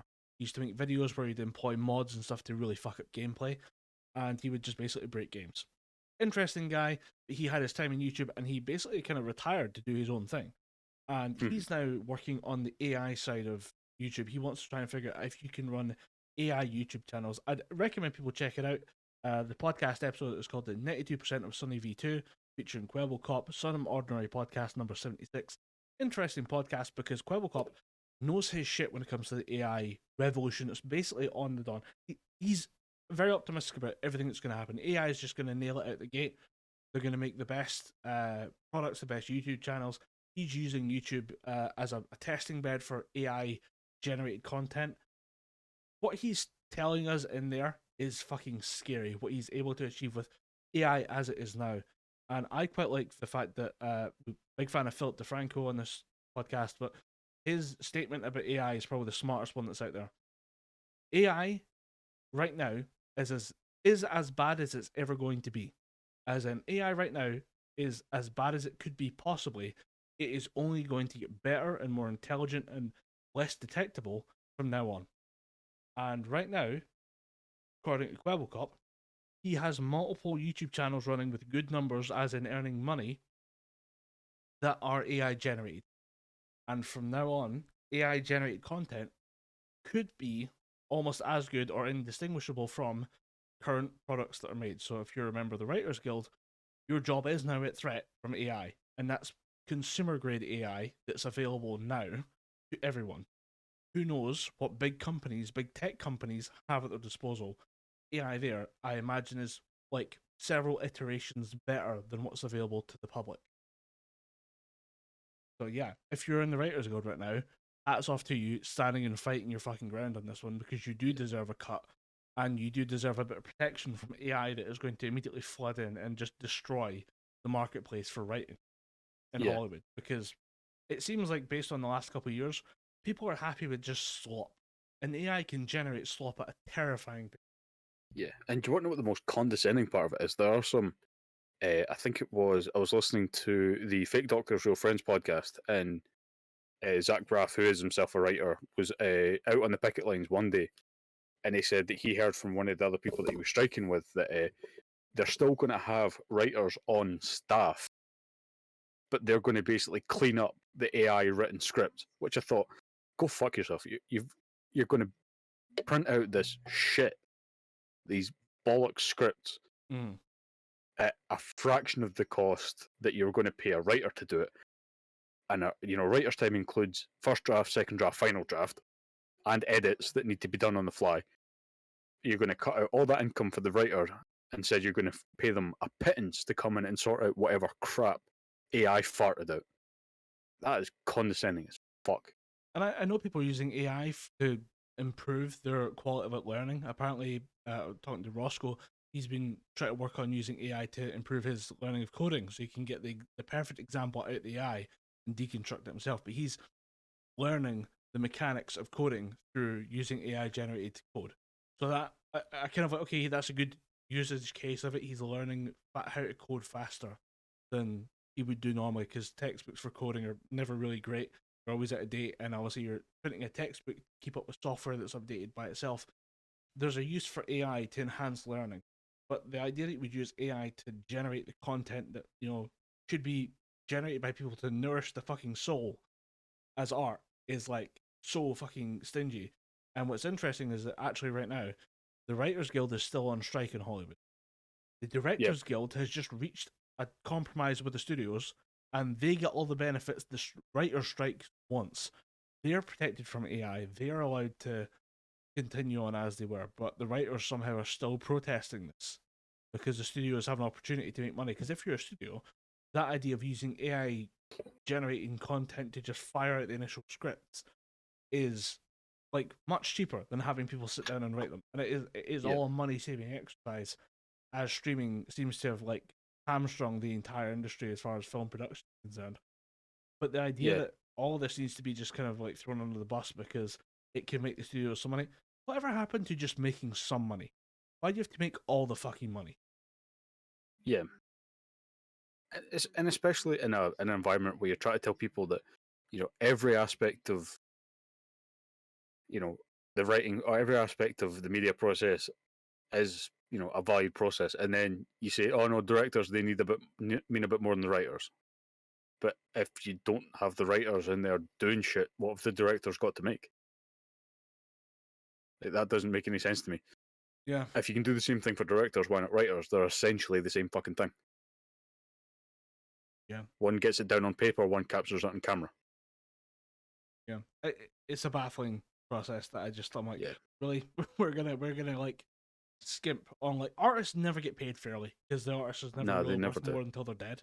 So artists never really paid fairly, but the idea that we're gonna just kind of throw more shit on them by AI generating all the content. Yeah. It's the fact that they're sampling. I don't know if this is true, so I apologize if it's absolute bullshit, but aren't the AI art generators, aren't they sampling, just say, for example, if they're making a Daredevil comic, aren't they sampling Daredevil artists to try and make that Daredevil image? Well, my initial introduction to the AI arguments were all based on the fact that I was following a bunch of artists on Twitter and stuff like that. And it's people who were doing their own drawings. And their concern was that, yes, AI is being trained on the information that's given to them through online sites and online repositories for art, such as Facebook, Twitter. You then have stuff like DeviantArt and other lesser known hosting sites that would then just offer up their library to AI. So if you wanted an anime style version of, say, a Star Wars character, it would train itself on AI tags, or it would train itself on Star Wars tags and anime tags, and try and combine the two styles together. And even back as far as like 3, 4, even 6 months ago, it was very obvious what was an AI piece of generated art. You could look at certain things, like hands are always hard to draw for people, so the AI being trained on the art made by humans generates shitty looking hands. But again, AI is the worst it's ever been right now. So the hands have gotten better over time, and now it's a lot harder to tell. It also struggled with hair and like objects in 3D. So if hair goes behind someone's shoulder, it struggles to track where the hair should be, whereas a human artist will actually take time to imagine where it goes and add it to the image. So it's that was a key argument, was that it's being trained on someone's image that they've drawn, so it's being based on a human art piece. And that would be the problem, is that a lot of people have accidentally signed away their rights to the host sites to then feed that data into an AI machine. Unless you sat there and read the user license agreement, which admittedly no one does, you kind of signed away all your stuff. I mean, that's like the same as YouTube. YouTube could easily be feeding all their stuff into AI machines, and as you dig through the 45-page document explaining what your rights are regarding the site, you would never know. So yeah, you do need to train AI on data that you already have. So I imagine someone at a Hollywood studio somewhere is just feeding scripts into AI machines, one page at a time. Yeah. And the scary thing is, it's probably not even good scripts. Like, here's the script for Jack and Jill. Here's the script for Hubie Halloween. The reason I'm picking on Adam Sandler is because I rewatched the watched Bad Movies with Great Comedians episode about Jack and Jill, just because I couldn't believe that film was actually made. I'll be honest with you, they were light on that movie. Yeah. I need to watch it myself, but every criticism I've seen of it is like, this is an abomination. This, if you told us this was AI generated by like generation 0.1 of AI, I'd believe you. Yeah. But anyway, speaking of other things we've watched, I sat down to watch an older anime, which it turns out you've actually watched as well, so I get to talk a little bit about this. Yeah. It's called Witchblade, and it is basically a hentai, but at the same time censored enough to make it acceptable to broadcast on television. Yeah, and it's it being a Japanese remake of a Western thing, because it arises out of Top Cow Comics' Witchblade, which is a spin-off of their run of The Darkness, which is a horror comic book title. Yeah, and it was a video game. Well, that's how most people, I would assume, know the Darkness franchise, is that the Darkness was a video game that also has a comic book background, and then you have a spin-off called Witchblade. And I was kind of into it because I'm a pervert and I like me some MILFs in anime. And they were like, hey, the main character's a MILF. Hooray. And she has a sexy demon form. Hooray. And there's going to be other sexy demon ladies she fights. Fucking awesome. This is the best show of all time. 11 out of 10. And then I realized it was 24 episodes and I was 10 episodes in and I didn't care anymore. It strikes me as a show from the early 2006 it was made, and I looked at what was around at 2006 and it holds up as well as most anime from that time. There are some classics in that 2006 era. Ouran High School Host Club and Haruhi, he's I forget the fucking name of this. It's Haruhi, her show, the fucking nonsense of Haruhi Suzumiya or whatever the fucking name is. The melancholy of Haruhi Suzumiya. Yes, that one. That was out at the same time. It's actually in the same season, which is fucking impressive amount of anime for that season alone, especially back in the day. But it very much feels like you have to put on Linkin Park's Meteor album and have that playing in the background as you watch this kind of edgy trash that I had a bit of fun with. But by the end of it, I was skipping through episodes to just get to fight scenes. I look at the preview window that you get when you scroll on the bottom of the video, and I'd find the fight scene, I'd go back a minute, they would explain why the fight's happening, they'd have the fight, and I'd skip to the next one. By the way, do you want to know where else Witchblade pops up as a kind of media item? Where? The Witchblade also ran as a CW, or back in, I think it was the WB before it became the CW. It had a very short-lived, funnily enough, 23 episode run on the WB. Huh. So not only did it get a fairly an okay anime, but it probably got a fairly below par CW series. Yeah, this it's interesting looking. I'm looking at some previews now. it had a Witchblade film and a 2006 series as well as a 2001 series. Hmm. I don't want to get into the extended the MCU Witchblade universe, but at the same time, this is a morbid. This is inspiring some morbid curiosity in me. It does not look great. I'm seeing a lot of No. people I kind of like. I think I've heard them, being shit talked in another video on a YouTube video, but I'm gonna tab that for later. I'll go back and review because the series itself, when the action's going, and some scenes look fantastic. There's a scene where the main character's trying to take this little embedded crystal off her arm, and she's using a hydraulic press, and we've all seen what those do to everything because of Yeah. those YouTube channels. But she's trying to use one to smash the crystal off of her arm, and the crystal is breaking the hydraulic press. But there's something about the way it's all lit, the color composition of the shots as well. It looks fucking amazing, and I'm like, this is all in service of complete garbage. This story is so stupid. But I watched the end. I watched the whole last episode, after like skipping through and just picking up a few key scenes.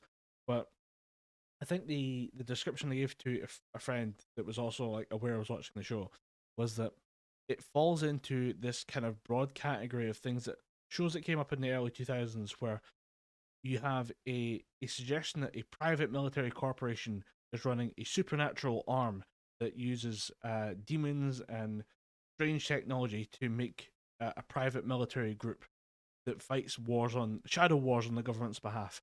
It's similar to a bunch of shows and anime you've seen over the course of the years, and it was all falls into the same plot hole of there's suddenly a group of people within the shadow organization that decide they're going to take over, and they wage a private war within the company and within the shadow organization to overthrow the current establishment shadow organization because they understand the real truth. And I'm watching this Witchblade series, and I'm like, this is exactly that same plotline that I've seen in 100 different anime being broadcast, but this time there's a sexy MILF. And I just don't have the time. I'm just going to keep skipping through these scenes. And I'll give it like a 5 out of 10 because it was fine. There are no technical qualms about it, but I just don't want to sit through this boring fucking monologue again because I've seen it in about 10 different shows and it's been done better every single. I think my view on anime has been spoiled by the current slot of shows where it's either a 24 season or 24 episode isekai, which has its own tropes and its own things that are just as bad as that type of stuff from the early 2000s, or it's a 12 episode slice of life anime where it's the exact right amount of time where you realize that with there only being 12 episodes, there's no space for any kind of junk in the middle. Whereas no space for filler.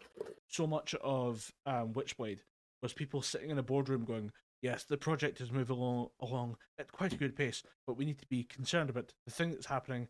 And then they would mention the thing that's happening, but not show the thing. They would just talk about it. And I'm thinking to myself, this show could be so much more engaging if it would just actually show us what it means to talk about rather than having people in suits in a boardroom discussing our nefarious plans. Please just give me a little more action here, because the action when it happens is cool.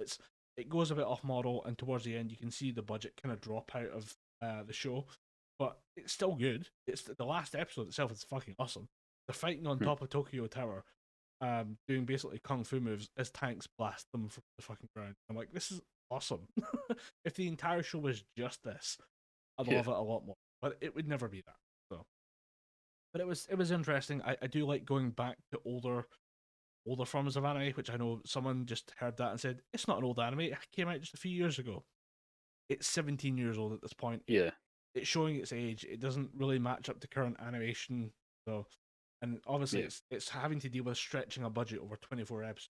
It cut down. I kind of wonder when Japan will maybe accept that in the streaming era right now. I mean, the UK is famous for this, where we only have 6 episodes for comedy shows, because that's how many good jokes we've got. We're going to cut out all the crap.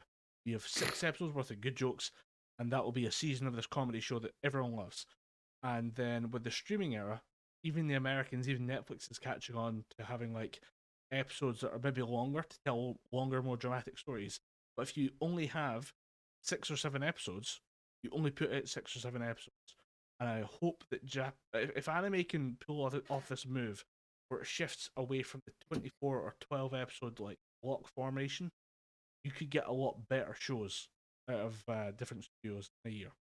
So I hope it's a pipe dream. It takes like a massive cultural shift how they make television, but you never know. Stranger things have happened. Yeah. Yeah, I was very surprised when you came to me and said, "Oh yeah, I watched Witchblade." I remember Yeah. back in the day. I can't remember where I watched it, but I know I have. I actually have the box set in this room No, somewhere. Dom, you can't have that in public. Yeah.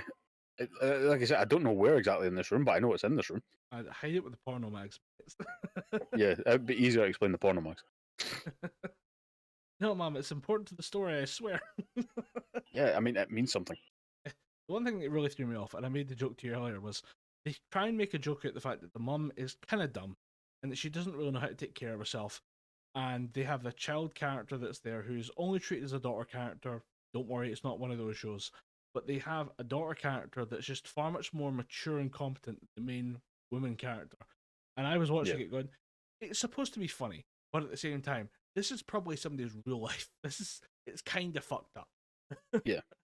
That you'd have a little immature, well, essentially a kid looking after an adult. Somewhere out there is someone who's lived that experience. I kind of wish it wasn't publicly broadcast. Must be Yeah. quite upsetting. So, yeah, Witchblade, I can't recommend it in your consciousness. I mean, just go look up the fan art online. Much better. Yeah. The fan art that you see will most likely be from the show. Actually, yeah, there's a lot of stills. There's a lot of stills of the show in the fan art tags. It's pretty good. Yeah. Are you ready for your elevator pitch? I am. I am ready for the elevator pitch. As you know, I've been playing Legend of Zelda Tears of the Kingdom, and the whole gimmick of that game is you can build shit. You can stick a wheel on a plank of wood, and all of a sudden you have half a windmill.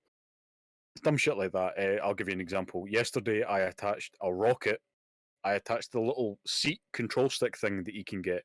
So you can put it on things with wheels, you can use it as a kind of steering wheel. I attached that onto a rocket yesterday and managed to shoot myself across a map and guide myself to someplace. You can kind of make most of the shit that you want. So my elevator pitch is to a YouTube channel called Top Gaming Plays, where you will find a compilation of just some dumb and genius shit that people have made in Tears of the Kingdom.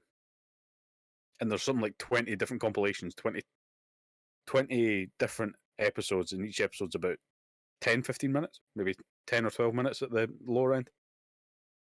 I watched the video that you've put in, and this is the episode. This is the video we'll put in the link down below. That's the first one. The number one, and I was like, okay, kind of interesting. People making cars, people are making rockets, people making funny glider things. Okay, that's kind of cool. And all of a sudden, somebody makes a Gundam. I'm like, right, what the fuck is going on in this game? Talked about gamer brain earlier on. This is peak gamer brain. Is how do I take the system and break it so completely that I get a Gundam out of a fantasy world? Fucking awesome. Genius.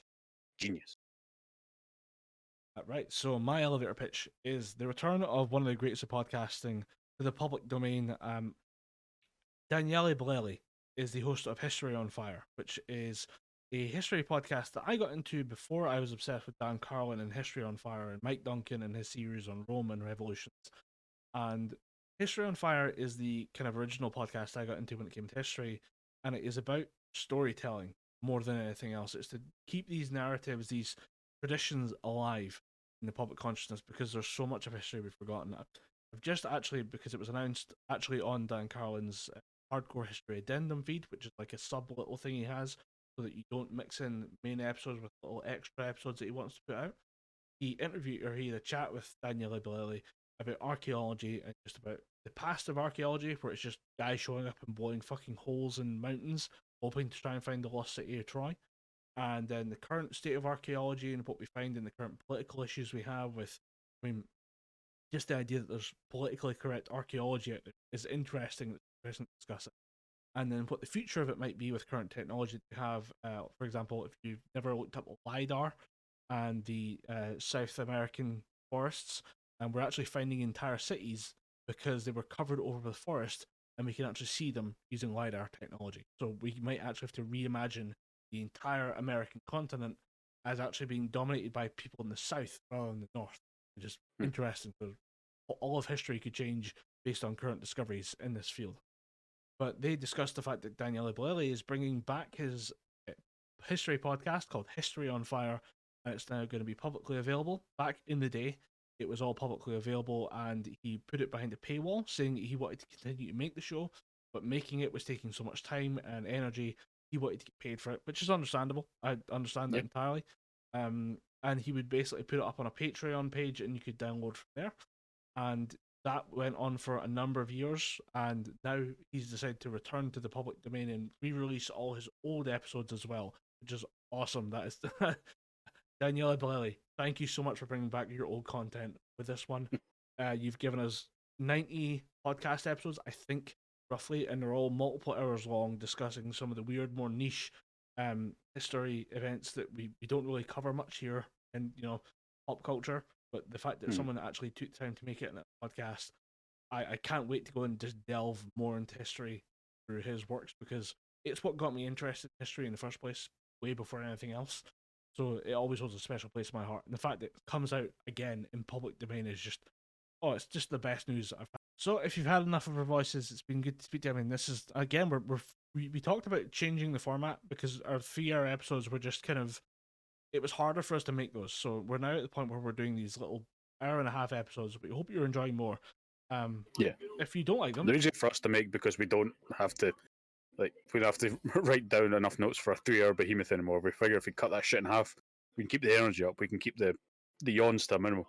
But if you're not liking it, you can reach out to us on Twitter at Gibberpish, or you can reach out to us via email at gibberpishpodcast@gmail.com to raise your complaints. And I'm sure somebody will read those and be like, oh, we fucked up. Yeah. In the meantime, I've been Colin Graham. I've been Dom Anderson. And we've been talking Gibberpish.